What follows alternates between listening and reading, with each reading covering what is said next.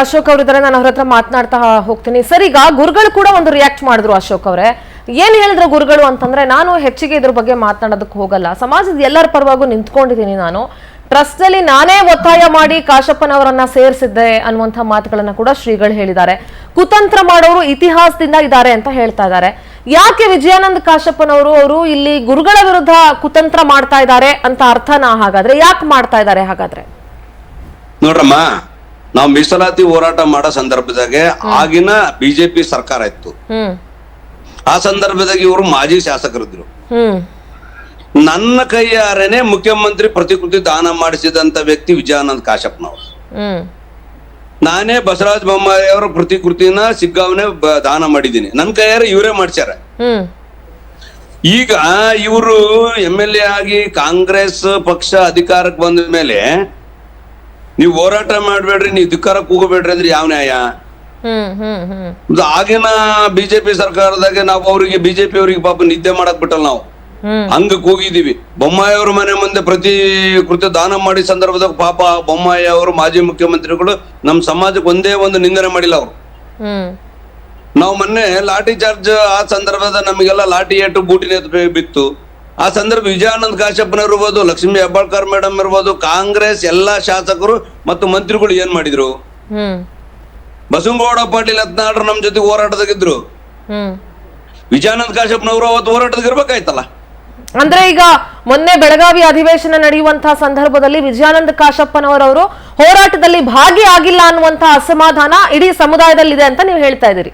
ಅಮ್ಮ, ಈ ಅಧಿವೇಶನದಾಗಲ್ಲ, ಕಳೆದ ಸುವರ್ಣಸೌಧ ಅಧಿವೇಶನದಾಗೆ ಒಂದು ಏನಾಯ್ತಮ್ಮ, ಮುಖ್ಯಮಂತ್ರಿಗಳಿಗೆ ಮೀಟಿಂಗ್ ಕರೀರಿ ಅಂತ ಅಜ್ಜಾರು ಒಂದು ಮನವಿ ಮಾಡಿದ್ರಮ್ಮ ನಮ್ಮ ಬಸವಜಯ ಮೃತ್ಯುಂಜಯ ಮಹಾಸ್ವಾಮಿಗಳ. ಸಿದ್ದರಾಮಯ್ಯನವ್ರು ಏನ್ ಮಾಡಿದ್ರು, ಇವತ್ ನಾ ಕರಿತೀನಿ ನಾಳೆ ಕರಿತೀನಿ ಅಂದು ಯಾವುದೇ ಕಾರಣಕ್ಕೂ ಈಗಿರುವಂತ ಕಾಂಗ್ರೆಸ್ ಶಾಸಕರಿಗೆ ಈಗಿರುವಂತ ಕಾಂಗ್ರೆಸ್ ಮಂತ್ರಿಗಳಿಗೆ ಯಾವುದೇ ಕಾರಣಕ್ಕೂ ಮನ್ನಣೆ ಕೊಡ್ಲಿಲ್ಲ ಸಿದ್ದರಾಮಯ್ಯನವ್ರು. ಆ ಸಂದರ್ಭದಾಗ ನಾವೆಲ್ಲ ಒಂದ್ ಚಿಂತನೆ ಮಾಡಿದ್ವಿ, ಇದು ಹಿಂದೂ ಹುಲಿ. ಬಸವನಗೌಡ ಪಾಟೀಲ್ ಯತ್ನಾಳು ಬಿಲ್ಡಿಂಗ್ ಇಂದ ಹೊರಗೆ ಬಂದ್ರೆ ಸಿದ್ದರಾಮಯ್ಯನವ್ರು ನಡಕ್ತಾರಂತ ನಮಗೆ ಮನವರಿಕೆ ಆಯ್ತು.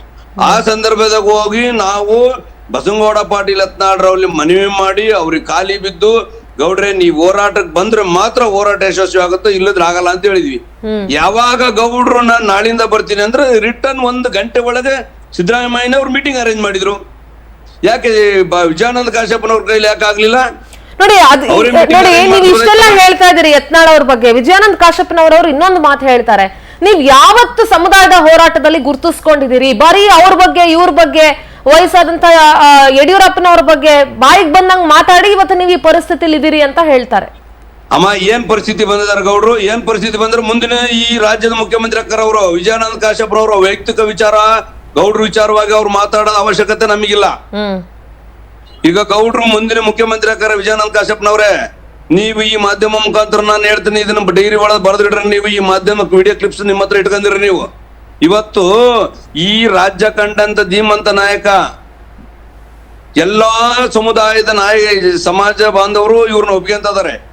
ಈಗ ದೇವೇಂದ್ರ ಫಡ್ನವೀಸ್ ಅವರು ಬಸವನಗೌಡ ಪಾಟೀಲ್ರ ಪರವಾಗಿ ಡೆಲ್ಲಿ ಹೈಕಮಾಂಡ್ಗೆ ಮಾತಾಡ್ತಾರ ಅಂದ್ರೆ ಇವ್ರು ಎಂತ ಪ್ರಭಾವಿ ನಾಯಕರಿರ್ಬೋದ್ರಿ ವಿಜಯಾನಂದ ಕಾಶಪ್ಪನವ್ರೆ. ನೀವು ನಿಮ್ಮ ಶ್ರೀಮತಿ ನನ್ನ ಅಕ್ಕ ವೀಣಾಕ್ಕಗೆ ಟಿಕೆಟ್ ಕೊಡ್ಸೋ ಸಂದರ್ಭದಾಗ ನಮ್ಮ ಅಜ್ಜನ್ ಡೆಲ್ಲಿ ಕರ್ಕೊಂಡು ಹೋಗಿದ್ರಿ ನೀವು, ನಮ್ಮ ಗುರುಗಳನ್ನ. ಅವು ಗುರುಗಳು ಅಂದ್ರೆ ನನ್ನ ಸಮಾಜದ ಆಸ್ತಿ. ಅವರು ಹಗಲು ರಾತ್ರಿ 4 ವರ್ಷ ನಿರಂತರ, ಇವತ್ತು ಇಲ್ಲಿದ್ರೆ ನಾಳೆ ಇನ್ನೊಂದು ಊರು, ನಾಳೆ ಬೆಳಗ್ಗೆ ಇನ್ನೊಂದು ಊರಾಗಿದ್ರೆ ನಾಡ್ದು ಬೆಳಗ್ಗೆ ಇನ್ನೊಂದು ಊರಾಗ, ಇಷ್ಟು ಹೋರಾಟ ಮಾಡಿ ಪ್ರತಿ ಹಳ್ಳಿಗೂ ಹೋರಾಟ ಮಾಡಿ ಸಮಾಜ ಕಟ್ಟಿದಂತ ಧೀಮಂತ ಗುರುಗಳು ಯಾರು ಅದಾರ ಅಂದ್ರೆ ಅದು ಬಸವಜಯ ಮೃತ್ಯುಂಜಯ ಸ್ವಾಮಿಗಳು. ಈಗ ಮೊದಲು ನೋಡಮ್ಮ, ಈ 4 ವರ್ಷದ ಹಿಂದೆ ಇಡೀ ರಾಜ್ಯದ ಪಂಚಮಸಾಲಿಗಳು ಯಾರು ಅಂದ್ರೆ ಯಾರಿಗೂ ಗೊತ್ತಿರ್ಲಿಲ್ಲ. ಇವತ್ತು ಯಾವುದೇ ಒಂದು ಚುನಾವಣೆ ಬರ್ಲಿ ಏನೇ ಬರ್ಲಿ, ಉತ್ತರ ಕರ್ನಾಟಕದ ಬಹುಸಂಖ್ಯಾತ ಪಂಚಮಸಾಲಿಗಳು ಅಂತೇಳಿ ಟಿವಿ ಮೇಲೆ ಬರ್ತಾ ಇತ್ತು, ಪರದೆ ಮೇಲೆ ಬರ್ತಾ ಇತ್ತು ಅಂದ್ರೆ ಅದು ಕಾರಣೀಭೂತರು ಬಸವಜಯ ಮೃತ್ಯುಂಜಯ ಮಹಾಸ್ವಾಮಿಗಳು. ಮಹಾಸ್ವಾಮಿಗಳಿಗೆ ಇವ್ರು ಮಠ ಬಿಡಿಸ್ತೀವಿ, ಮಠ ಬಿಟ್ಟು ಬೇರೆ ಕಡೆಗೆ ಮಠದ ಅವಶ್ಯಕತೆ ಇಲ್ಲ. ಅವ್ರಿಗೆ ಒಂದು ರೋಡ್ನಾಗ ಒಂದು ಟೆಂಟ್ ಸಾಕು, ಒಂದು ಗುಡಿಸಲು ಸಾಕು, ಆತ ಅಲ್ಲೇ ಮಕ್ಕಂದು ಅಲ್ಲೇ ಎದ್ದು ಅಲ್ಲಿಂದನೇ ಹೋರಾಟ ಚಾಲೂ ಮಾಡ್ತಾರ. ನಿರಂತರ ಹೋರಾಟ ಅಲ್ಲ ಅವ್ರದ್ದು. ಈಗ ನನಗೆ ಇನ್ನೊಂದು ಸ್ಪಷ್ಟನೆ ಕೊಡಿ ಅಶೋಕ್ ಅವರೇ. ಈಗ ಇವರು ವಿಜಯಾನಂದ ಕಾಶಪ್ಪನವರು ಹೇಳ್ದಂಗೆ ನಾವು ಶ್ರೀಗಳನ್ನ ಪೀಠದಿಂದ ಕೆಳಗಿಳಿಸ್ತೀನಿ ಅಂತ ಹೇಳ್ತಾ ಇದಾರಲ್ವಾ, ಅಥವಾ ಕೆಳಗಿಳಿಯೋ ಕಾಲ ಬಂದಿದೆ ಅಂತ ಹೇಳ್ತಾರಲ್ಲ, ಆ ಅಧಿಕಾರ ಆ ಟ್ರಸ್ಟ್ ನಲ್ಲಿ ವಿಜಯಾನಂದ ಕಾಶಪ್ಪನವ್ರಿಗೆ ಇದೆಯಾ? ಅಲ್ಲಮ್ಮ, ಅದು ಟ್ರಸ್ಟ್ ಅಂದ್ರೆ ಯಾರೋ 8 ಜನ ಮಾಡ್ಕೊಂಡಿರೋದಲ್ಲ ಟ್ರಸ್ಟ್ ಅಲ್ಲಮ್ಮ. 1 ಕೋಟಿ ಜನ ಪಂಚಮಸಾಲಿಗಳಿದೀವಿ. ಇವ್ರು ಯಾರಮ್ಮ ಈ ಟ್ರಸ್ಟ್ ನಾಗ ಏನದಲ್ಲ ಪ್ರಬಣ್ಣ ಉಣಿಸಿ ಕಟ್ಟಿ ಅವರು, ಆತನೇ ನನ್ನ ಸಮಾಜದ 2 ಎಕರೆ ಜಮೀನ ಆತನ ಪಾಣಿ ಒಳಗೈತಿ. ಇವತ್ತು ಅದನ್ನ ಪ್ರೆಸ್ ಮೀಟ್ ಮಾಡಿ ಮಾಧ್ಯಮ ಕೊಟ್ಟು ಬಂದೀವಿ ನಾವು ಗದಗನಾಗೆ. ಮತ್ತೀಗ ವಿಜಯಾನಂದ ಕಾಶಪ್ಪನವ್ರು ನಮ್ಮ ಸಮಾಜಕ್ಕೆ ಏನು ಮಾಡಿಲ್ಲಮ್ಮ. ವಿಜಯಾನಂದ ಕಾಶಪ್ಪನವ್ರ ಅಪ್ಪರ್ನ ನಾವು ಒಪ್ತೀವಿ. ಅವ್ರು ನಮ್ಮ ಸಮಾಜದ ಲೀಡರ್.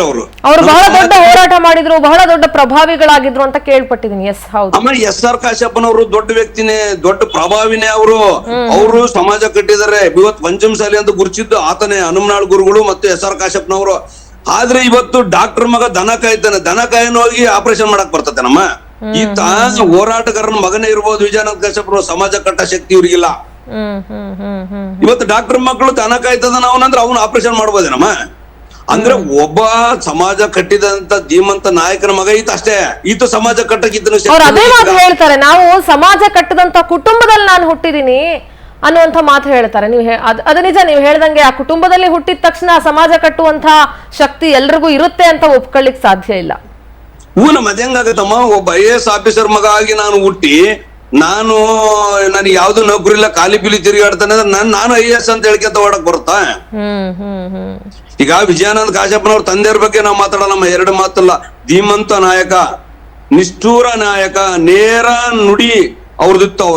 ಈಗ ಈ ಜಗಳ ಏನಕ್ಕೆ ಶುರುವಾಯ್ತು ಅಂತ, ಈ ಹೇಳಿಕೆಗಳು ಏನಕ್ಕೆ? ಕೇವಲ ಶ್ರೀಗಳು ಯತ್ನಾಳ್ರಿಗೆ ಸಪೋರ್ಟ್ ಮಾಡಿದ್ರು ಅಥವಾ ಅವ್ರ ಪರವಾಗಿ ನಿಂತ್ಕೊಂಡ್ರು ಅನ್ನುವಂತ ಒಂದೇ ಕಾರಣಕ್ಕ ಅಥವಾ ಯಾಕೆ? ಅಮ್ಮ ಏನಿಲ್ಲಮ್ಮ, ಬಸವನಗೌಡ ಯತ್ನಾಳ್ರ ಪರವಾಗಿ ಈ ರಾಜ್ಯದ 1 ಕೋಟಿ ಜನ ಪಂಚಮಸಾಲಿಗಳದಾರಮ್ಮ. ಇದು ಸತ್ಯವಾದ ಮಾತು. ನಾಳೆ ವಿಜಯಾನಂದ ಕಾಶಪ್ಪನವರು ಸಮಾಜದ ಕರೆ ಕೊಡ್ಲಿ, ಬಸವನಗೌಡ ಪಾಟೀಲ್ ಯತ್ನಾಳ್ರವರು ಸಮಾಜದ ಕರೆ ಕೊಡ್ಲಿ, ಯಾರ ಜೊತೆ ಎಷ್ಟು ಜನ ನಿಂತ್ಕಂತಾರ ಅವ್ರು ನೋಡ್ಲಿ. ಅಲ್ಲಮ್ಮ, ಇವ್ರು ಮೊನ್ನೆ ನಮ್ಮ ಪಾದಯಾತ್ರೆ ಒಳಗೆ ಇವ್ರು ರಾಷ್ಟ್ರೀಯ ಅಧ್ಯಕ್ಷರನ್ನಾಗಿ ಘೋಷಣೆ ಮಾಡಿದ್ವಲ್ಲ. ಒಂದು ರಾಷ್ಟ್ರೀಯ ಅಧ್ಯಕ್ಷರ ಪದಗ್ರಹಣ ಕಾರ್ಯಕ್ರಮಕ್ಕೆ 1 ಕೋಟಿ ರೂಪಾಯಿ ದುಡ್ಡು ಖರ್ಚಾಕತ್ತೆ. ಇವ್ರದೊಂದು 100 ರೂಪಾಯಿ ನಾವು ಖರ್ಚು ಮಾಡಿಸಿದಂಗೆ ಅಲ್ಲೇನೆ ಘೋಷಣೆ ಮಾಡಿ ಪದಗ್ರಹಣ ಮಾಡಿಸಿದೀವಿ. ಇದೊಂದು 100 ರೂಪಾಯಿ ನಮ್ಮ ಸಮಾಜಕ್ಕೆ 2A ಮೀಸಲಾತಿಗೆ ಹೋರಾಟಕ್ಕೆ ಈತ ಹಾಕಿಲ್ ಕಣಮ್ ಎಂದನು. ಬಸವನಗೌಡ್ರು ಹಾಕಿದ್ರೆ ನಮ್ ಪ್ಯಾಲೇಸ್ ಗ್ರೌಂಡಿಗೆ 25 ನಿಮಿಷದೊಳಗೆ ನೀವು 25 ಲಕ್ಷ ರೂಪಾಯಿ ಹಾಕದೆ ಹೋದ್ರೆ ನಾವು ಪ್ಯಾಲೇಸ್ ಗ್ರೌಂಡ್ ಕೊಡೋದಿಲ್ಲ ಅಂತ ಹೇಳಿದ್ರು. ಯಾರು? ನಮ್ ಪ್ರಮೋದ ದೇವಿ ರಾಣಿ ಅವರು. ಅಂದ್ರೆ ಅವ್ರು ಹೇಳಿಲ್ಲಮ್ಮ, ನಮ್ ರಾಜರು ಹೇಳಿಲ್ಲ. ರಾಜರಿಗೆ ಇವ್ರು ಯಡಿಯೂರಪ್ಪನವ್ರ ಮಗನೇ ಅವ್ರಿಗೆ ಕುಮ್ಮಕ್ಕು ಮಾಡಿ ಅವ್ರಿಗೆ ಕೊಡ್ಬೇಡ ಅನ್ನೋದಕ್ಕೆ ಇವ್ರು ಬಾಡಿಗೆ ಕೇಳಿದ್ರೆ ಇವ್ರು ಇಲ್ಲಿ ಕಾರ್ಯಕ್ರಮ ಮಾಡಲ್ಲ ಅಂತ ಅವ್ರು ತಿಳ್ಕೊಂಡ್ರು. ನಮ್ಗೂ ಏನ್ ಕೊರತೆ ಮಾಡಿಲ್ಲಮ್ಮ. ನಮ್ಮವ್ರು ಬೆಳವಣಿಗೆ ಅಷ್ಟು ಶ್ರೀಮಂತರಾದಾರೆ ಬಸವನಗೌಡ್ರು ಅಂತ ಅವ್ರು 25 ನಿಮಿಷ 25 ಲಕ್ಷ ರೂಪಾಯಿ ಅವ್ರಿಗೆ ಹಾಕಿದ್ರು. 25 ನಿಮಿಷ 25 ಲಕ್ಷ ರೂಪಾಯಿ ಹಾಕಿದ್ರಲ್ಲಮ್ಮ. ಈಗ ಅವ್ರೆಲ್ಲ ಕೊಟ್ಟರೋ ದಾನ ಧರ್ಮಗಳನ್ನ. ಈಗ ನಾನು ಇನ್ನೊಂದು ಹೇಳೋದು ಈಗ ಒಂದೇ ಸಮಾಜದವರು ಒಗ್ಗಟ್ಟಾಗಿ ಹೋಗೋದಕ್ಕೆ ಏನ್ ಸಮಸ್ಯೆ ಇವ್ರದ್ದು? ಏನೈತ್ ನೋಡಮ್ಮ, ಇವ್ರು ಗೌರ್ಮೆಂಟ್ ಗಳಿದ್ದಾಗ ಇವ್ರ ಗೌರ್ಮೆಂಟ್ ವಿರುದ್ಧ ನಾವು ಹೋರಾಟ ಮಾಡಬಾರದು. ಇದು ವಿಜಯಾನಂದ ಕಾಶಪ್ಪನವರ ಅಜೆಂಡಾ ಇದೆ. ನಾವ್ ವಿಜಯಾನಂದ ಕಾಶಪ್ಪನವ್ರಿಗೂ ಕೇಳಲ್ಲ, ಬಸವನಗೌಡ ಪಾಟೀಲ್ ಯತ್ನಾಳ್ರಿಗೂ ಕೇಳಲ್ಲ, ಯಾರಿಗೆ ಕೇಳಲ್ಲ. ಯಾರು ನಮ್ಮ ಸಮುದಾಯಕ್ಕೆ ನ್ಯಾಯವಾಗಿ ನಮಗೆ ನ್ಯಾಯ ಕೊಡಿಸ್ತಾರಂತ ನಾವು ಮನವರಿಕೆ ಮಾಡ್ಕೊಂಡು ಅವ್ರ ಜೊತೆಗೆ ಇರುವಂತ ನಾವು ಸಮಾಜದವ್ರು. ನಾವು ನಮಗೆ ಬಸವನಗೌಡರು ದೊಡ್ಡವರಲ್ಲ, ನಮ್ ವಿಜಯಾನಂದ ಕಾಶಪ್ಪನವ್ರು ದೊಡ್ಡವರಲ್ಲ. ನೋಡಮ್ಮ, ಅರವಿಂದ್ ವೆಲ್ಲ ಸಾಹೇಬ್ರು ಪ್ರಾಮಾಣಿಕವಾಗಿ ಸಮಾಜ ಸೇವೆ ಮಾಡಿದ್ರು. CC ಪಾಟೀಲ್ ಪ್ರಾಮಾಣಿಕವಾಗಿ ಮಾಡಿದ್ದಾರೆ, ಲಕ್ಷ್ಮಿ ಅಕ್ಕ ಮಾಡಿದ್ದಾರೆ, ವಿನಯ್ ಕುಲಕರ್ಣಿ ಮಾಡಿದ್ದಾರೆ. ಇಂತಿಂತ ಧೀಮಂತ ನಾಯಕರು ನಮ್ಮ ಸಮಾಜದಾಗ ಅದರಮ್ಮ.